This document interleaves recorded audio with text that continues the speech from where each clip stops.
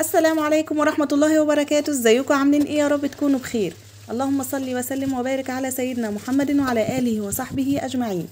أنا سعاد ودي قناتي. لو أول مرة تشوفوني وعجبكم محتوى فيديوهاتي حطوا لايك واشتركوا في القناة وفعلوا زر الجرس على الكل عشان يوصل لكم كل جديد بقدمه وتكونوا أول ناس بتشوفوه.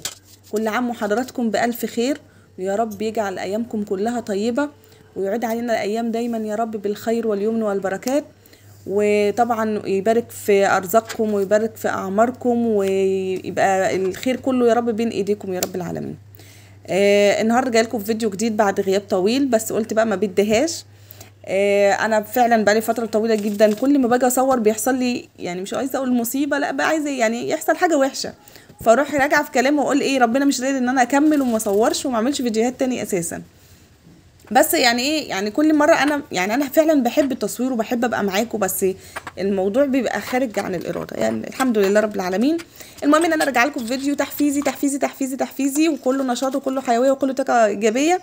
فيلا اتشجعوا معايا كده، مين اللي ما لسه ما بدأش تنظيفات العيد وحلويات العيد وجمال العيد.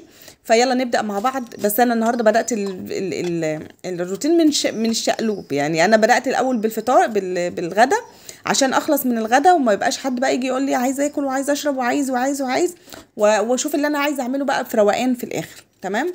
فاسهل حاجه عندي لما بيبقى عندي يوم زي ده عصيب، فاسهل حاجه عندي طاجن المكرونه، وانتوا عارفين كده كويس. طاجن المكرونه بلعب فيه براحتي بقى، يعني اعمله بقى بالفراخ مره، باللحم المفرومه مره، بالكبده مره، بالكبد والقوانص مره، ان شاء الله يا رب باللانشون مره. يعني بصوا بتلعبي فيه زي ما انت عايزه، بالسجق يعني زي ما انت عايزه. تمام. فانا النهارده كان عندي كبد وقوانص، هما 3 كبدات على 3 انصات، فقلت خير وبركه من عند ربنا، كانوا متحوشين عندي في الفريزر.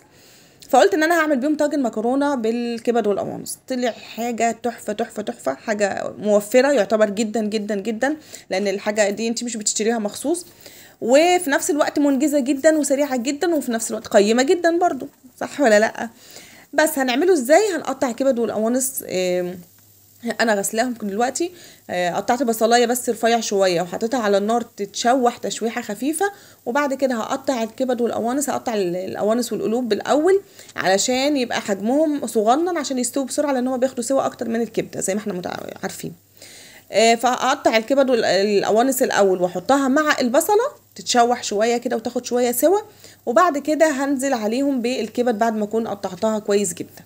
تمام تمام. وعارفين ان طبعا الكبد والقوانص ما يعني إيه سهله وغسيلها سهل، يعني انا بشيلها عامه مغسوله في الفريزر، بتزيد عندي فرخه، لان احنا لما بنسلقها في الشوربه كده كده ما بتتاكلش، صح ولا لا؟ فبشيلها بحوشهم في كيس كده في الفريزر، بشيلها مغسوله وجاهزه واحطهم على بعض، ولما بعوزهم في اكله زي دي بتبقى تحفه. لو حوشت اكتر من كده بعملهم سندوتشات بالفينو، بتبقى حاجه حلوه جدا مع طحينه بقى، مع سلطه طحينه قصدي، مع مخلل، بتبقى حاجه عظمه يعني. بس فنحاول بقدر الامكان ندبر ونوفر ونمشي الدنيا علشان الدنيا ما بقتش مستحمله يا جماعه. فالست الشاطره بقى هي اللي توفر وتعمل اكل حلو مما فيش. احنا الستات الشاطرين كده بنعمل من الفسيخ شربات زي ما بيقولوا. ده هما حبه كبد وقوانص عملنا بيهم احلى طاجن مكرونه غدانا، وزاد منه كمان لتاني يوم. تمام.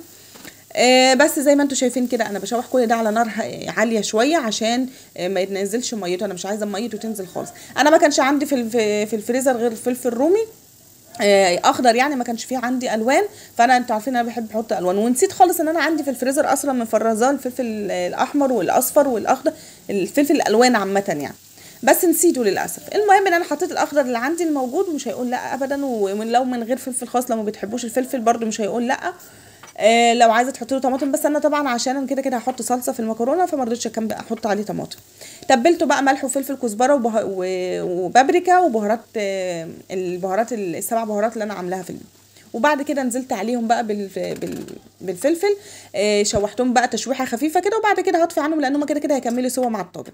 المهم ان انا كنت مطلعه صلصه، كيس صلصه من اللي احنا عاملينه في الفريزر.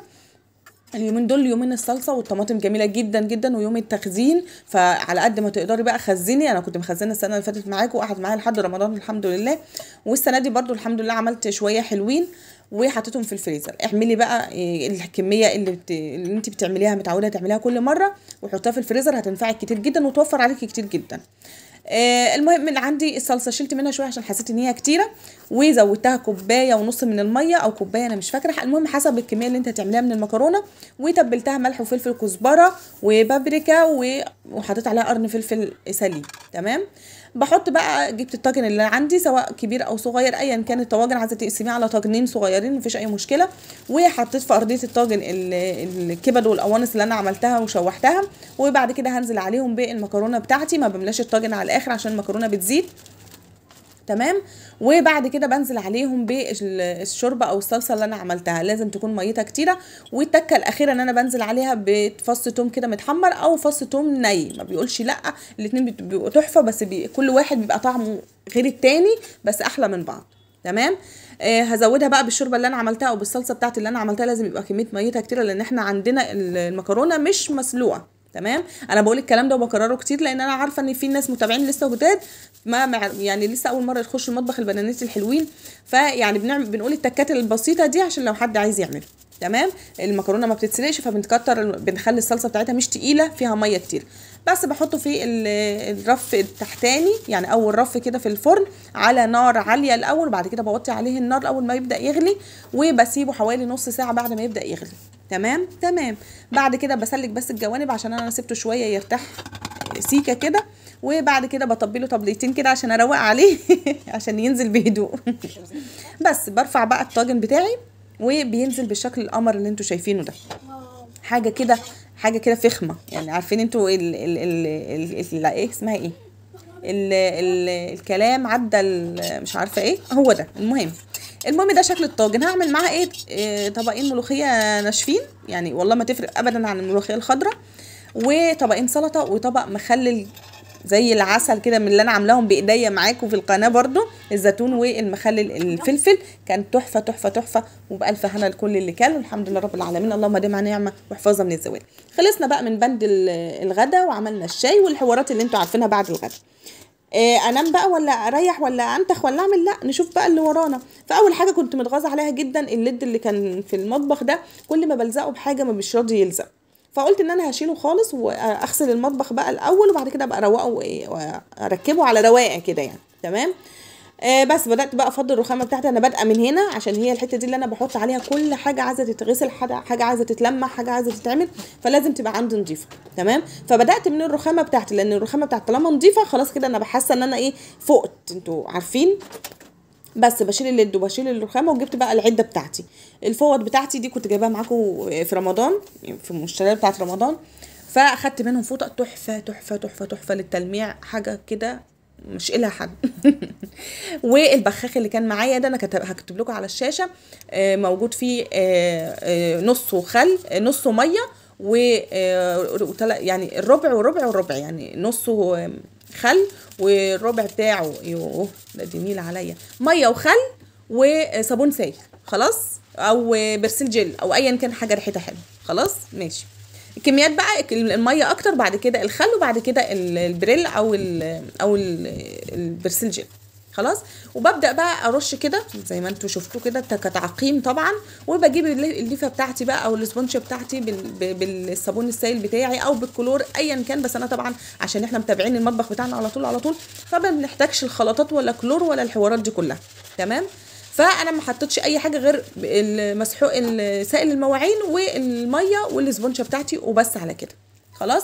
ببدا بقى امشي بقى على الرخامه بتاعتي وعلى الحيطان بتاعتي، وبعد كده انا مش من النوع اللي بحب اغرق بقى وادلق ميه كتير وبعد كده احتاس في شيلتها، لا انا بعمل زي ما انتم شايفين كده، وبعد كده بالفوطه بتاعتي بلمع بشيل كل الصابون والرغاوي دي كلها، وبعد كده بشطف الفوطه بتاعتي كذا مره وبمشي عليها بقى، والفوطه نظيفه من غير اي حاجه كانها ميه بالظبط. تمام. جيت بقى اركب الحلو بتاعنا ده اللي هو اسمه ايه، الليد بتاعنا، عشان طبعا انتوا عارفين الحاجات التصوير والحاجات دي بتبقى عايزه اضاءه كتيره، فركبته يعني يا فرحه ما تمت خدها الغراب وطار.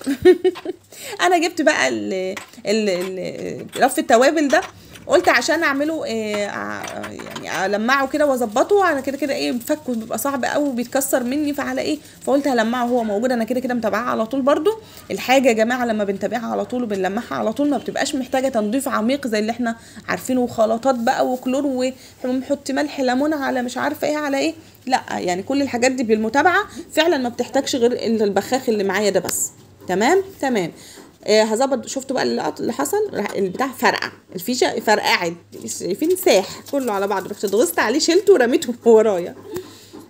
تمام. بس وقعدنا على الضلمه بقى الفيديو، معلش يعني نأسف لهذا العطل الفني، ويعني استحملونا بقى الفيديو ده لحد ما نجيب لنا ليد جديد ولا نصلحه ولا نشوف هيعمل فيه ايه.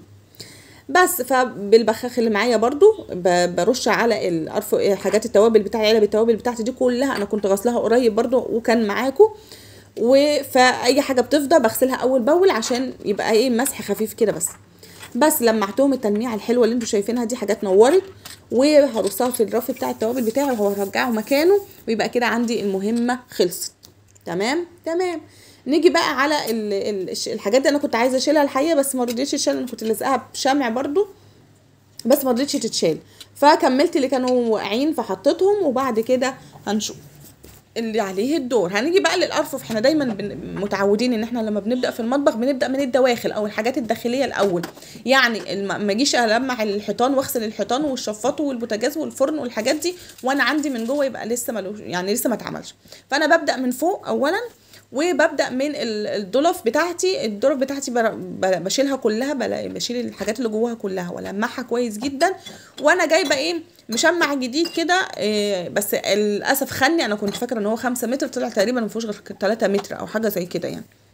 المهم ان هو ما كفاش غير الحبه اللي فوق بس، فقلت ايه همشي حالي لحد ما اعمل. لان انا الحقيقه كملت المطبخ ده على فترتين او على يومين يعني، فاهمين؟ فيعني ايه خلصت ده كده كان بعد الغدا بقى في الروقان، ما حدش هيقول لي تعالي اعملي لي سندوتش ولا اعملي لي مش عارفه ايه ولا اعملي لي ايه، لا انت كده في الروقان ودماغك رايقه ان مفيش حد عايز حاجه، بس برضه الامر ما سلمش يعني، هتعرفوا في اخر الفيديو. المهم قطعت بقى المفارش اللي انا جايباها دي على قد الظرف بتاعتي، وفرشت بقى الظرف، كان شكلها حلو عجبني جدا، بس للاسف ما كملتش، ولما رحت ما لقيتش غيرها، ما لقيتش نفس الشكل، فكملت بقى سبت اللي كانوا موجودين، قلت لحد ما الاقي شبهه يا حاجه ايه شبهه يا نفسه تاني يعني ان شاء الله.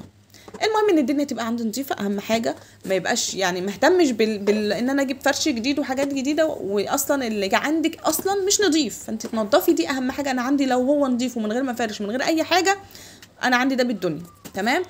ضرفه الخزين بقى خلصتها كده ولمعتها وستفتها وبعد كده هاجي الضلفه اللي فاضله دي فيها المجات بقى اللي احنا بنستعملها، وباقي الخزين او الاكياس لان الضرفه التانيه ما بتشيلش. تمام تمام. شيلها زي ما انتوا عارفين برضو متعودين، هشيلها والمعها كويس جدا، والضرفه اللي فوقها برضو الرف اللي فوق برضو عملته نفس الموضوع وفرشته ورجعت كل حاجه مكانها، بس بقت بتلمع. معلش بقى على الاضاءه، سامحونا يعني نأسف لهذا العطل الفني.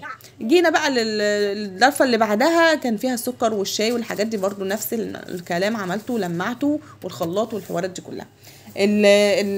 هو الدرج واحد انا عندي، حطيت فيه المعلق والشوك برضو، شلتها ولمعتها ولمعت الدرج وخلاص. الحاجات دي برضو نفس الموضوع، بس طبعا عشان انا رجعت نفس المفارش فحسيت ان مفيش فرق كتير، بس انا حاسه بالفرق يا جماعه. دي رصه الصواني بتاعتي عشان ما تاخدش مكان معايا. تمام. بس كده هنيجي بقى للبادي من بره، بادي المطبخ من بره كده هرشه بالبخاخ بتاعي الجميل، هتبص تلاقيه بقى بيلمع وزي الفل يعني زي ما انتوا شايفين كده، مفيش ما بياخدش مجهود خالص.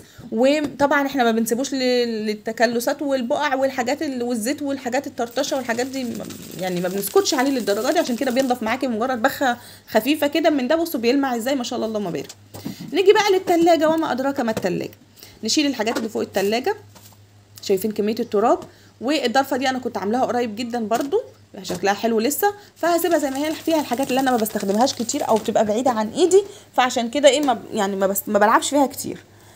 بس لمعتها برضو من بره، والتلاجة من فوق، والتلاجة انا كنت فاصلاها طبعا، بس الجو كان حر جدا جدا جدا، فعامله ميه كتير وكان فيها تلج من الظهر برضو زي ما انتم متعودين معايا، فقلت افصلها عشان اشيل التلج والمعها بالمره. انا كنت عاملاها لسه قريب برضو، فهعملها برضو زياده الخير خيرين. التعقيم حلو والنظافه حلوه يا جدعان. بس كده هلمع بقى التلاجة من جوه كلها وارجع الارفف بتاعتي مكانها. وزي ما قلت لكم انا بعمل كده، وبعد كده بشطف الفوطه كويس جدا وبلمعها التلميعه الاخيره بقى عشان ما يبقاش فيه بواقي اي مسحوق او اي حاجه. تمام. بس الشطف اهم من الغسيل يا جماعه، الشطف اي حاجه اهم من الغسيل. بس رجعت بقى كل حاجه مكانها، وفاضل البادي بتاع التلاجة بقى من بره كده. بروح جايه ايه برضو بالبخاخه الجميله دي، لو اي بقع بقى طبعا مسكه الايد، مش عارفه سندتي، مش عارفه عملتي حاجه، طرطشت حاجه، عملت، فكل ده بنعمله. شيلنا بقى التلاجة من مكانها، طبعا لازم تكون مفصوله، ما ينفعش احرك التلاجة وهي في الفيشه يا جماعه عشان خطر، ماشي، وعشان الكهرباء. ورا التلاجة طبعا بقى انتوا عارفين الهباب الاسود اللي بيبقى فيها دي، والمطبخ من فوقيها برضو لان متقفل عليها، فبيبقى عامل زي ما انتوا شايفين كده زي هباب كده اسود. فده لو لازم يعني كل شهر على الاقل لازم يتعمل الحركه دي، عشان كمان تحس ان التلاجة كده بتعرف تتنفس. انا ده احساسي، ما بعرفش. اي حته بقى داخليه انت مش بتعرفي تعمليها كويس الا لما بتشيلي التلاجة، يستغل الفرصه دي ولمعي وظبطي على قد ما تقدري. برجع بقى التلاجة مكانها زي ما كانت، وظبطت الدنيا بقى، وشايفين الدنيا بتلمع ازاي كده. انا كنت خلاص يعني ايه، عندي حماسه بقى ان انا اكمل. فجاه قالوا لي احنا عايزين حاجه حلوه. لا انا مش في مود حاجه حلوه خالص دلوقتي يا جماعه. فكان عندي شويه فاكهه، طلعت عليهم منجايه من السنه اللي فاتت كنت مخزناها معاكم. فانا بحب احط المانجا زي ما هي كده، زي ما انتم ملاحظين، ما بحبش اقشرها ولا احب اقطعها واحطها في اكياس والكلام ده، لا، بحس ان هي بتاخد وقت في الفكه كان عشان تسيح معايا بعد كده. لكن كده هي مجمده زي ما هي، بشطفها شطفه، وبعد كده بالمقشره بتاعه البطاطس بقشرها زي ما انتم شايفين كده، واسيبها دقيقتين بالظبط تكون هديت شويه من التلج بتاعها. تمام، يعني لحد ما هقطع الفاكهه التانية تكون هي فكت، هتشوفوا بتتقطع معايا ماشيه زي السكينه في الحلاوه. كان فاضل برقوتين على كام تفاحيه. طب لا احنا مش عايزينها كده، فخلاص يعني كله فاكهه. طب لا احنا مش عايزين ناكلها كده، خلاص انا هعمل لكم كوكتيل، يعني ايه، سلطه فواكه. فهعصر المانجا وهقطع الكام تفاحيه دول على البرقوتين اليتامى دول اللي قاعدين معانا، وهنعمل بيهم احلى طبق سلطه فاكهه. ماشي، سلطه الفاكهه طبعا مش مقيده باي فاكهه، مش لازم موز، مش لازم فراوله. كنا زمان كده اعتقدنا ان طبق سلطه الفواكه موز وفراوله، مفيش اكتر من كده، ما يخلوش منهم. لكن انا هما اللي عندك موجود هيوفي بالغرض. لو عندك عنب حطيه، لو عندك موز حطيه، لو عندك جوافه، عصير الجوافه بدل المانجا تحفه جدا، عصير الفراوله بدل المانجا احلى واحلى. لو عندك قطع برتقان تبقى حلوه جدا برضو، لو عندك عصير برتقان، كل الحاجات دي بتبقى حلوه جدا جدا جدا. تمام، الموجود عندك حتى لو بصنف واحد اعمليه، يعني تفاح ومانجا اعمليه، خوخ ومانجا اعمليه، مش هيقولوا لا. تمام، قطعت بقى الفاكهه التقطيعه اللي انا عايزاها، بس بحب اقطعها رفيع كده عشان بياكلوها بالمعلقه الصغيره. وعصرت الطماطم المانجايه اللي موجوده، عملت معايا ما شاء الله اللهم بارك، عملت معايا شفشق حلو كده، لان هي كانت ما شاء الله كبيره وملحمه. عارفين انتوا المانجا الحلوه الصفرة الفظيعه دي، شايفين بتتقطع بمنتهى السهوله وما بتاخدش وقت معايا. وبحطها يعني في عصير، لو جالك ضيف في اي وقت العصير ما بياخدش معاكي بالظبط ربع ساعه، بيبقى العصير ومشبر كده وجميل. تمام، بس كده. طبعا مش محتاجه اقولك ان انت لو وصلت معايا لحد هنا في الفيديو وانتابك بعض من النشاط والحيويه والطاقه الايجابيه، يا ريت ما تنسونيش في اللايك الجميل. وطبعا لو لسه ما اشتركتيش في القناه يسعدني انضمامك لعيلتي الجميله عشان نكبر بيكو وليكو.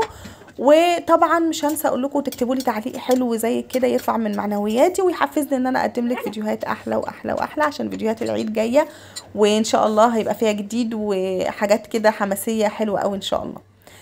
فاستعدوا معايا بقى لتجهيزات العيد باذن الله، يعني لو كان لنا عمر باذن الله رب العالمين. خلاص هبدا بقى اصب الحاجات دي في الكوبايات اللي تعجبك زي ما انت عايزه، وبديها لهم بقى بالف هنا وشفا. وقعدت كلت بقى وشربت كوبايه العصير الجامده دي، وكملت شغل اللي هتشوفوه في الفيديو الجاي ان شاء الله باذن الله تعالى. هنا اقول لكم السلام عليكم ورحمه الله وبركاته.